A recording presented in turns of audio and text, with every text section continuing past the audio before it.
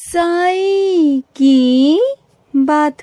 बच्चे, जब फैसला मेरे चरणों में आकर होगा तो तुम इधर उधर कहाँ भटकते हो मेरे बच्चे। सीधा अपने साईं के चरणों में आओ मेरे बच्चे। जब तुम्हारा सारा फैसला, सब कुछ तुम्हारा मेरे चरणों में है, तुम मेरे शरणागत आ जाओ मेरे बच्चे।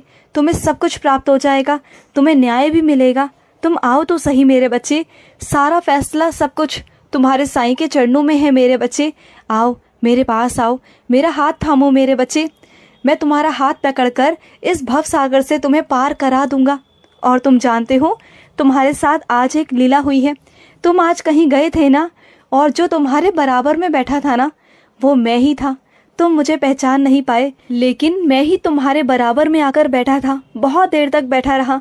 मैं सोचता रहा कि कब मेरा बच्चा मुझे पहचानेगा, अपने साईं को अनुभव करेगा, लेकिन शायद ना तुम मुझे पहचान नहीं पाए।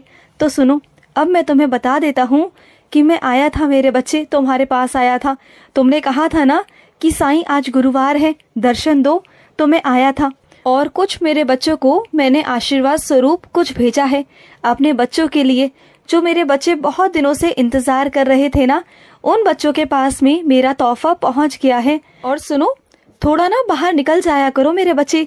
इस घर के माहौल से ना, जिस घर में तुम रहते हो, उस घर में चारों तरफ नकारात्मकता होती है, तो थोड़ा घर से बाहर निकला करो, मेरे बच्चों से मिला करो, तुम्हें अच्छा लगेगा, अच्छा महसूस होगा। मेरे भजन कीर्तनों में जाया करो, तुम्हें बहुत अच्छा लगेगा। मेरी साई संध्या में जाओ।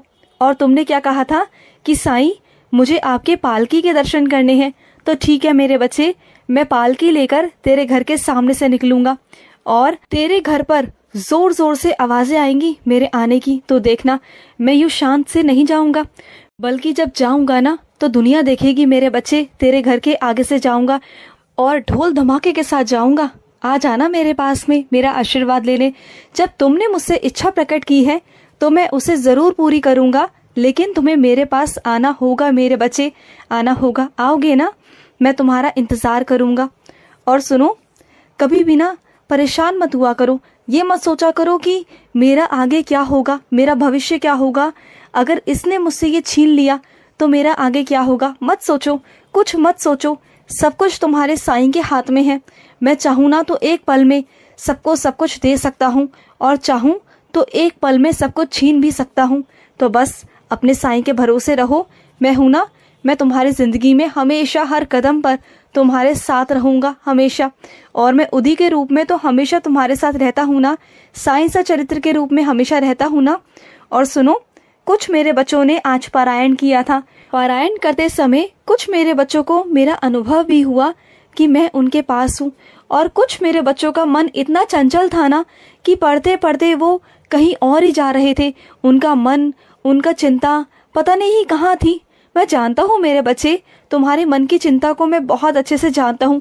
और ये क्या, साईं सा चरित्र पढ़ते पढ़ते तुम रोते क्यों हो?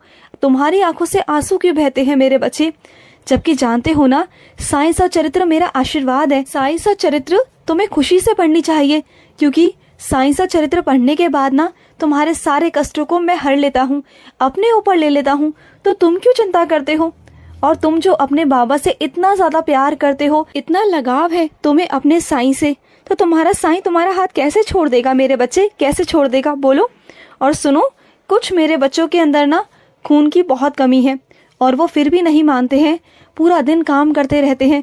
जो उन्हें खाना पीना है, जो पौष्टिक आहार लेना है ना, वो बिल्कुल भी नहीं लेते। और फिर उन्हें चक्कर आते हैं। फिर वो परेशान होते हैं कि साईं मेरी तबीयत ठीक नहीं। तो फिर तबीयत कैसे ठीक रहेगी मेरे बच्चे? कुछ खाया करो। और सुनो, जब भी मेरा जाप करते हो ना, तो मेरी माला से किया करो।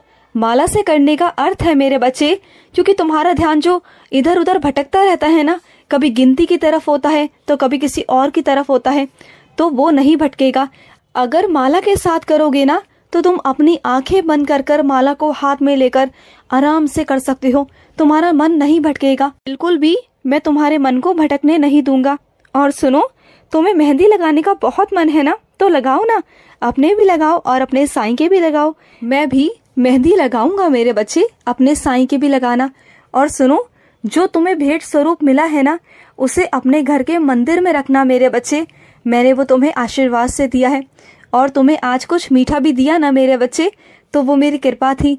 मैं चाहता था कि तुम्हारे पास कुछ मीठा आए, जिससे तुम्हारी ज़िंदगी में ना मिठास खुल जाए, और इसलिए तुम्हारे साईं ने तुम्हारे लिए मीठा भेज दिया मेरे बच्चे। और सुनो, आज शाम को जब तुम आरती करोगे ना, तो मेरे आगे 9 अगरबत्ती जलाना मेरे बच्चे, 9 अगरबत्ती ज़रूर जलाना मेरे बच्चे। और सुनो, गाय को रोटी देना बिल्कुल भी मत भूला करो, गाय को रोटी दे दिया करो।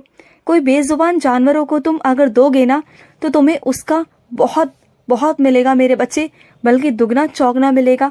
मैं अपने बच्चों का रखता नहीं हूँ, मैं ऋण नहीं रखता, मैं सूद समेत अपने बच्चों को दुगना चौगना लौटाता हूँ, हमेशा लौटाता हूँ मेरे बच्चे। और सुनो मेरे बच्चे, अगर तुम्हें चर्म रोग है ना, तो नहाने के पानी में मेरा स्नान जल 1 ढक्कन डालकर नहा लिया करो मेरे बच्चे, तुम्हें चर्म रोग से मुक्ति मिल जाएगी। और सुनो, मेरी लीला देखना चाहते हो आज, तो सुनो, आज दिए की लौ में तुम्हें कुछ दिखाऊंगा। आज अपने दिए की लौ में देखना मेरे बच्चे, तुम्हें मेरे दर्शन होंगे। और सुनो, जिसने तुम्हें धोखा दिया है ना, वो अब खुद पछताएगा, तुम देखना, वो अब खुद पछताएगा, तुमसे माफी मांगेगा। बस तुम थोड़ा सबूरी रखो, उसके आगे झुकने की कोशिश मत करो, थोड़ा वक्त दो उसे भी समझने दो, उसे भी एहसास होने दो कि उसकी गलती क्या थी। अगर इतनी जल्दी जाकर तुम खुद ही मना लोगे, तो उसको एहसास कैसे होगा। और सुनो, एक बात ध्यान रखा करो, सबसे पहले अपना ध्यान रखा करो, खुद की खुशियों का ध्यान रखो, खुद का ध्यान रखो, खुद से प्यार करना सीखो। जिस दिन तुम खुद से प्यार करना सीख गए ना, तुम्हारे आसपास का वातावरण, आसपास के लोग वैसे ही खुश रहना शुरू हो जाएंगे। जब तुम खुद ही उदास रहोगे और खुद ही मायूस से रहोगे, तो कैसे मेरे बच्चे तुम दूसरों में खुशियां बांट सकते हो। और मैं अपने कुछ बच्चों से, विशेष बच्चों से कुछ कहना चाहता हूँ। मैं जानता हूँ मेरे बच्चे तुम्हारे साथ क्या क्या घटित हुआ है, लेकिन इसका मतलब ये तो नहीं ना कि तुम उस वजह से अपना वर्तमान खराब करोगे। हमेशा उदास से रहते हो, हमेशा किसी न किसी सोच में डूबे हुए रहते हो, परेशान रहते हो। क्यों इतना परेशान क्यों रहना है? ये जिंदगी ना, सोच कर देखो, एक जगह बैठ कर देखो, ये जिंदगी हाथ से फिसल रही है तुम्हारे। एक एक पल, एक एक घड़ी तुम्हारे हाथ से निकल रही है। इसे यूं ही मत जाने दो, यूं ही व्यर्थ मत जाने दो। एक एक पल, एक एक घड़ी तुम्हारे हाथों से यूं रेत की तरह निकलता जा रहा है। तो ऐसे मत करो, अपनी जिंदगी को खराब मत करो। जिसने तुम्हारे साथ जो किया वो तो किया, लेकिन तुम अपने साथ क्यों ऐसा कर रहे हो? क्यों तुम अपने खुद के ही दुश्मन बने पड़े हो? मत करो ऐसा। अपने आसपास में देखो, दर्द सबके पास में है, दुख सबके पास में है, लेकिन सब खुशियों को बांटते हैं, छोटी छोटी खुशियों को भी बांटते हैं। लेकिन जब तुम्हें मैं मौका देता हूँ कि तुम खुशियों में जाओ, खुशियों में झूमो, नाचो, गाओ, लेकिन तुम तब भी उदास रहते हो। क्यों?